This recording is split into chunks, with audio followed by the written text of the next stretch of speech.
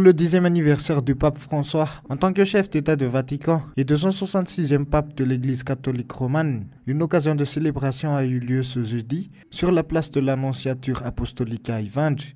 L'événement a été sous la directive du nonce apostolique Thomas Grisa. Son message a réitéré la conviction du Saint-Père. Dans son premier salut à la loggia centrale de la basilique vaticane, il nous a invités à initier un chemin. Ce chemin de l'Église de Rome, qui est celle qui préside toutes les églises dans la charité. Un chemin de fraternité, d'amour, de confiance entre nous. Et le pape François a ajouté: prions pour le monde entier afin qu'advienne une grande fraternité. Vous pouvez reconnaître sans doute dans ces paroles une des valeurs fondamentales de la culture malagasy, le fiavanana, qui évoque l'esprit de partage, d'entraide et de solidarité. Cela comprend également l'importance des liens familiaux, de l'amitié et de la bienveillance entre les hommes et envers la nature. Je vous encourage à relire et à méditer les paroles prononcées par le Saint-Père il y a 4 ans dans cette ville, car ce sont des paroles prophétiques et toujours actuelles. Comme elles ont été accueillies à l'époque avec une grande attention, elles méritent d'être prises en considération aujourd'hui. Cette belle île qui regorge de tant de bien sur la terre et dans la mer, mais surtout dans les cœurs et les esprits de ses habitants, a aujourd'hui besoin d'être à nouveau désaltérée par des sources fraîches et vitales. Vis-à-vis de la situation traversée par Madagascar actuellement, le nonce insiste à chacun des dirigeants et parties prenantes à se référer à la presse de son éminence, le pape François, lors de son passage en 2019. Quand il est venu à Antananarivo, accueilli par le peuple malagasy avec une hospitalité remarquable, il nous a laissé cette réflexion mémorable. Et je cite: « Depuis que votre nation a recouvré son indépendance, elle aspire à la stabilité et à la paix, en mettant en œuvre une alternance démocratique positive qui témoigne du respect de la complémentarité des styles et des projets. Et ceci montre, continuait le pape François, que la politique est un moyen fondamental pour promouvoir la citoyenneté et les projets de l'homme quand elle est vécue comme un service à la collectivité humaine. Il est donc clair que la fonction et la responsabilité politique constituent un défi permanent pour ceux qui ont la mission de servir et de protéger leurs concitoyens, en particulier les plus fragiles, et de favoriser les conditions d'un développement digne et juste, impliquant tous les acteurs de la société civile. Vous êtes appelés à régénérer la vie sociale comme des sources limpides de prospérité et de paix, car c'est de cela dont ont besoin les filles et fils de Madagascar. Ils ont besoin de pères et des étapes stables de développement. Si nous prenons part à ce processus en respectant les priorités et les modes de vie autochtones, et où les attentes des citoyens sont honorées, nous ferons en sorte que l'aide fournie ne soit pas la seule garantie du développement du pays. Ce sera le peuple lui-même qui se prendra en charge progressivement en devenant l'artisan de son propre destin. Parmi les corps diplomatiques résidant à Madagascar, les membres des fédérations des églises de Jésus-Christ à Madagascar, politiciens et croyants catholiques, le président Marc Ravalomanana ont aussi honoré de leur présence à cette immense célébration. Chose impossible, un État ne peut être en faillite car il peut avoir recours à plusieurs moyens financiers afin d'obtenir plus de gains dans les finances publiques. quitte à augmenter les taxes des sociétés privées et autres, faciliter le développement des entreprises et d'assurer la sécurité de ces investissements, fournir également plus de travail aux jeunes et les chômeurs, les persuadant de travailler dans le secteur formel.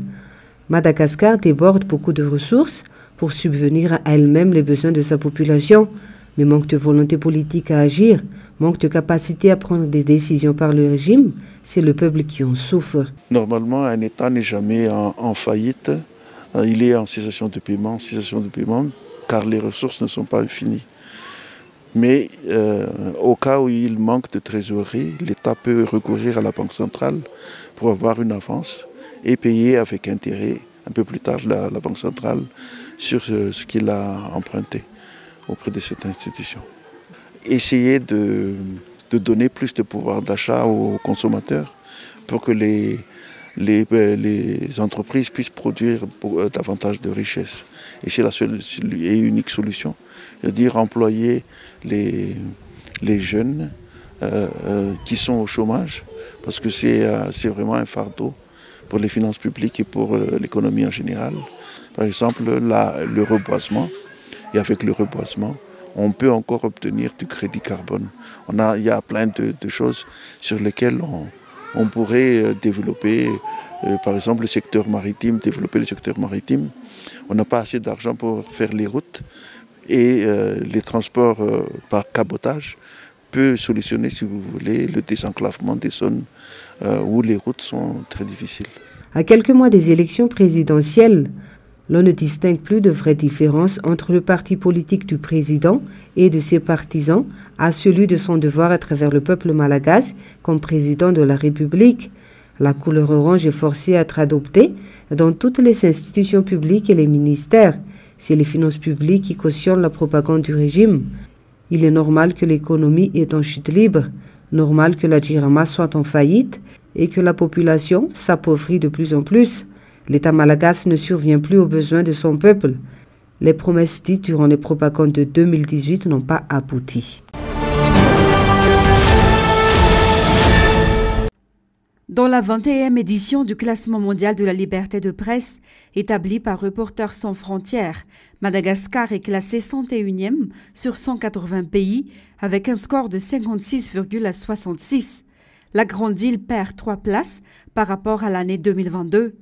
En effet, dans le précédent rapport, le pays est classé 98e avec un score de 58,02. Selon RSF, la mainmise des hommes politiques sur les médias plombe le pluralisme et la liberté des journalistes. De plus, l'État contrôle les médias publics dont il a le pouvoir de nommer ou de démettre les principaux responsables. En outre, la précarité de la presse malgache a des conséquences désastreuses sur la qualité de l'information et l'indépendance des médias, selon toujours Reporters sans frontières. L'organisation souligne que le salaire très faible laisse les journalistes vulnérables à la corruption dans la pratique du FELG qui est généralisée. 21 nouveaux volontaires du Peace Corps ont prêté serment à Antananarivo le 5 mai dernier. Le Peace Corps continue de reconstruire son programme après l'évacuation mondiale des volontaires en 2020, en raison de la pandémie du Covid-19. Les volontaires ont suivi 12 semaines de formation sur la langue et la culture malagasy et ont renforcé leurs compétences techniques avant de prêter serment. Les volontaires serviront dans le pays pendant 2 ans.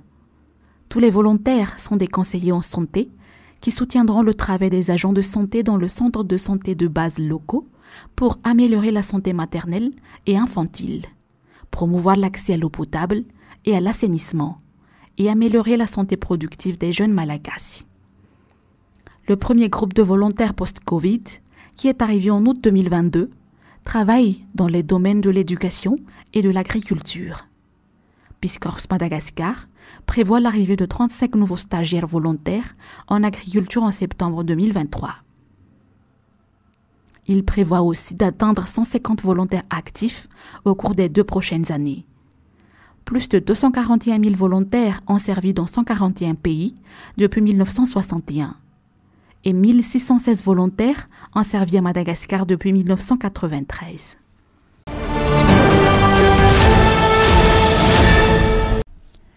Madagascar a reçu de la part du gouvernement américain, à travers le projet Impact, financé par l'USAID et mis en œuvre par PSI Madagascar, des équipements et des matériels de chaîne de froid destinés à la conservation de vaccins d'une valeur de 1 031 702 $, soit 4 549 805 802 ariar. Ce dont comprend 14 générateurs de secours, 20 réfrigérateurs, 3 chambres froides, 2 tests de diagnostic rapide, des équipements de protection individuelle et des lots de gel hydroalcoolique. La logistique, y compris la chaîne de froid, constitue l'une des composantes clés du programme élargi de vaccination ou PEV qui permettront d'améliorer l'efficacité de la chaîne d'approvisionnement et de mettre des vaccins sensibles à la température à la disposition des habitants des zones reculées. Ces équipements contribueront ainsi à stopper la recrudescence de certaines épidémies, dont la rougeole, la poliomyélite, et à faire face, a précisé Anne Williams, directrice générale de l'USAID à Madagascar, dans son allocution lors de la cérémonie de dotation qui s'est déroulée dans les locaux du Port Academy Center, Tamatave. 2,5 millions de personnes, dont des femmes enceintes et des enfants de moins de 5 ans, dont 8 des 23 régions de Madagascar, vont bénéficier de ces dons. Actuellement, plus de 90% des CSB dans tout Madagascar disposent de réfrigérateurs solaires fonctionnels et 6 régions de chambres froides. Le dernier couronnement au Royaume-Uni a eu lieu le 2 juin 1953, sous le règne d'Élisabeth II. Ce n'est qu'hier qu'a eu lieu le couronnement qui, 70 ans plus tard, placera le roi Charles III et la reine consort Camilla. Le titre de reine consort est attribué à l'épouse du monarque lors de son ascension au trône. Quant à Camilla, la reine Élisabeth elle-même a demandé à ce qu'on lui donne ce nom lors de son discours du 5 février 2022. La cérémonie s'est tenue à l'abbaye de Westminster. Le roi Charles III sera couronné roi du Royaume-Uni et des 40 autres royaumes indépendants dont il est également le chef d'État. Il sera aussi le chef du Commonwealth. La cérémonie va comprendre de nombreux éléments historiques. L'abbaye de Westminster est l'église du couronnement de la Grande-Bretagne depuis 1066. Le roi Charles III sera le 40e monarque à porter le traditionnel serment de fidélité. Il sera couronné de la couronne en or massif de Saint-Édouard, fabriquée à l'origine pour le roi Charles II en 1661. Il va s'asseoir sur un trône âgé de 700 ans, connu sous le nom de chaise de couronnement. Après, le roi Charles III va retourner à Buckingham Palace dans le carrosse d'État en or, utilisé lors de chaque couronnement depuis celui de Guillaume IV en 1831. Actuellement, la popularité de Charles III est bien loin de celle d'Élisabeth II. Élisabeth II, qui a repris le royaume, à son époque n'avait que 26 ans, tandis que Charles III avait 74 ans. Il y aura un événement organisé par l'ambassade britannique à Madagascar la semaine prochaine pour célébrer le couronnement.